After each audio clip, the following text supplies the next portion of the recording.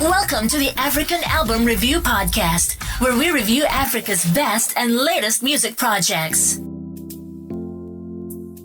Africa, Murise. My name is MJ Wemoto and I welcome you to the African Album Review Podcast. Thank you so much, my people, for joining me. How you doing?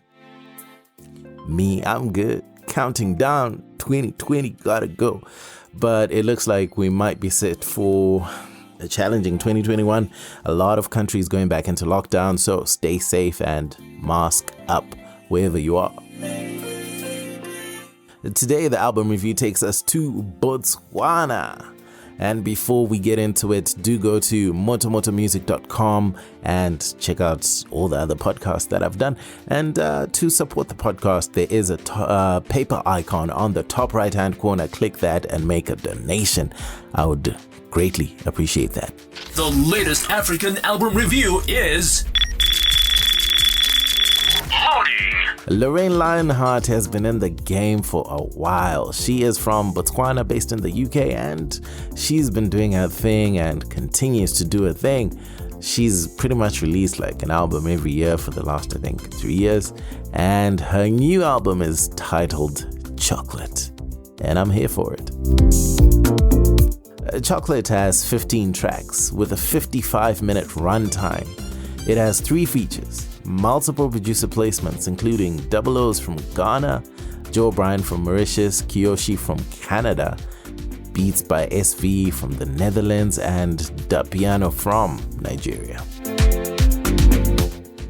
The album cover is a play on Lorraine Lionheart dipped in a chocolate bath from waist down while she's covered in Afrocentric tattoos for the queen level she embodies.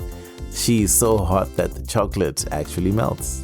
And in my book, this is her best album cover today. Album review. Let's analyze the music. The opening track, Water, is an example of how solid Lorraine Lionheart's pen game is. She's such a great writer, and she seductively asks her partner to give her water because she's thirsty and she wants to carry his water. She explains that she wants their waters to mix, smoke weed, and have a good time as they grow their family. I mean, it's curious stuff. Adult stuff, actually. Whiskey and Weed featuring Double O's is an R&B banger which will definitely have a niche crowd that will appreciate it. I was listening to it and I was like, yo, this song is a vibe, bro. What's going down? So that's a song to watch out for. A few singles from this album dropped prior to release of the project, including Man's Gotta Eat featuring Zimbabwe's Mike Ainiti. And did you know Lorraine Lionheart actually lived in Zimbabwe for a while, even if she's from Botswana? Coming is a song where she adds some Ndebele, back to the Zimbabwe side of things. She adds some Ndebele in there. And Zion, which is a personal favorite of mine, that's another song that she released prior to this album as a single. On Zion, she tells her lover that he sets her heart on fire and takes her to the most blissful utopian place of unity, peace, and freedom. It's that kind of love she lives for, and yeah, this song, it's pretty deep. I think the composition of this song is actually amazing. From the beat itself, the way she sung it, Lorraine Lionheart has got a very interesting, non-conventional way of singing, and I think that's something that always sets her apart because she's not trying to sound like anyone else. She's just sounding like Lorraine Lionheart. When you hear her music, you know it's her. And of course, there are plenty more singles to have come out off this album throughout 2020. Yeah. Cheche Kule for me is definitely a sound that people in Botswana will warm up to, and this might be the song that really gets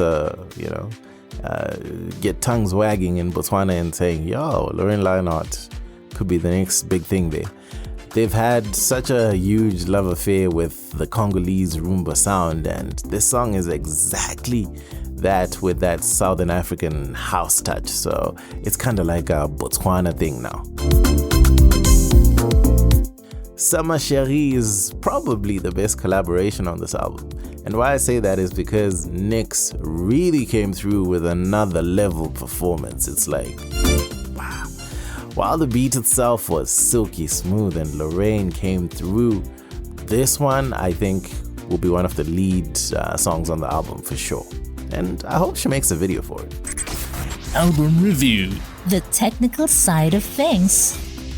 The genres you get on Chocolate by Lorraine Lionheart are mostly Afrobeats, Afropop, and R&B. It's a lot of fusion as well, where you get other genres sort of mixed in. And I'm finding more and more artists are going for the fusion blend, so genres can get a bit hard to set apart these days. Lorraine Lionheart continues her exceptional feat of mixing at least 5 languages per album. And this time around, she has English, Pidgin, Twi from Ghana, Swahili, French, Tswana, Zulu, Ndebele, Wolof from Senegal, Kinyarwanda. That's a lot of languages. I don't think she's fluent in all of them. She just kind of, sings what she can. And she makes it work. And she's been doing it for 3-4 albums. Yeah. Stylistically, the most significant change from previous projects is that Lorraine Lionheart has given the world more consistency in the project. I think the last one that I reviewed probably from 2 years back, she had so many genres in there and it was it's different vibes and everything. But this time around, I think there's a lot more consistency in that type of music and sticking more to 1 or 2 genres, and also the addition of rap verses in there. And when I say that, I mean Lorraine herself is rapping a lot on this album. So that was interesting just to find out what kind of flow she has and how she tackles that one. And I think most of her flows were actually in English as well. Lorraine Lionheart still presents her music in the same vein as her sexually liberated persona, where as a woman she's free to really dig deep into sex and the depths of acting on lustful desires without feeling restricted by society's expectations to be a prude. The mixing and mastering on Chocolate were pretty decent. There were some high points that I could pick out, especially where her vocals were concerned. Some of it was very well done, especially on songs such as the first one, Water, which was really beautiful to hear. I think mixing and mastering on that song was just top tier. Album review. The final thoughts. Now overall, I'd say my favorite songs on Chocolate, I had quite a few. No One, Whiskey and Weed featuring Double O's, Zion, one of my favorites still, Sama Cherie, Obiara, Water. Those are some of my absolute favorite songs on this album. I'd say for a 15-track album, Lorraine Lionheart has done well to select the best of the lot. It was initially a 26-track project, but she knew she had to cut down, and that makes sense. 26 tracks is a lot. I'd rather have the best of the best than more quantity, if you know what I mean. That shows that there's a lot of work behind this project, and I applaud that because Lorraine Lionheart is one of the most hardworking artists I know, and she proves it on this album, and she does well to sort of reinvent her style, if it's changing the beat a little bit or how she added a bit of rap in there just to give it another style flavor. She does it well and she continues to do so. I wouldn't be surprised if she's already working on another album, but chances are we are getting another Lorraine Lionheart album in 2021, if not 2022. Otherwise, I recommend this album to Afrobeats lovers. I think you'll likely find something on Chocolate that you will like and appreciate. It's also more Afropop inclined because it just has that fusion that I spoke about. So do check it out. Lorraine Lionheart, Chocolate, the new album, which dropped today. And that's it for me. My name is MJ Wemoto, son of Zimbabwe, signing out. This was the African Album Review Podcast. Peace. Dende. Moto Music, the best place to listen to podcasts about African music online.